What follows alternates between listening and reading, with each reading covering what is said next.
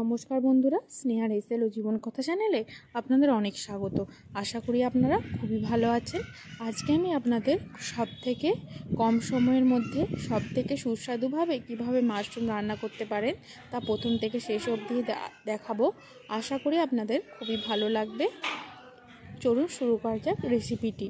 এই জন্য আমরা প্রথমে মাশরুমগুলিকে ধুয়ে পরিষ্কার করে নিয়েছি, আর সাথে আমরা টমেটো কুচি কুচি করে কেটে নিয়েছি, আদা নিয়েছি ও ধনেপাতা কেটে নিয়েছি। আদাটিকে আমরা পেস্ট করে রেখে দেবো, আর আলুগুলিকে একটু পাতলা করে কেটে নিয়েছি।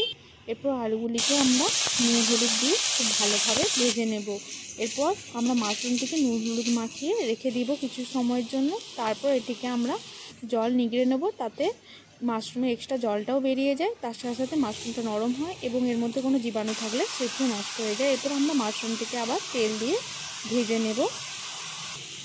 এরপর আমরা কড়াইতে আবার তেল দিয়ে জিরে, শুকনো লঙ্কা, তেজপাতা ও হিং ফোড়ন হিসাবে দিয়েছি।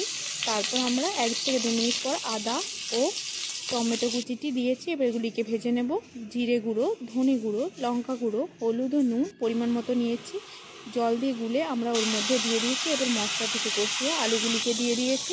তারপর আলুগুলিকে অল্প সময়ের জন্য ভেজে জল দিয়ে দিয়েছি পরিমাণ মতো। তারপর আমরা প্রথমে মাশরুমটিকে দিয়ে দিয়েছি। এরপর আমরা যখন এগুলি সব সেদ্ধ হয়ে যাবে তখন ধনেপাতা, চিনি ও গরম মশলা ছড়িয়ে নামিয়ে নিয়েছি। এভাবে আপনারা রান্না করবেন। আশা করি আপনাদের এই মাশরুমের তরকারিটি খুবই ভালো লাগবে। নিরামিষ দিনে আপনারা এভাবে অবশ্যই একবার হলেও বানিয়ে দেখবেন এবং কমেন্টে লিখে জানাবেন আপনাদের কেমন লেগেছে। ভালো লাগলে স্নেহার হেসেল ও জীবন কথা চ্যানেলের পাশে থাকবেন। লাইক, শেয়ার, কমেন্ট, সাবস্ক্রাইব করে রাখবেন, যাতে আপনারা পরবর্তীতে যদি আমি কোনো নতুন রেসিপি দিই তাতে আপনারা দেখতে পারেন।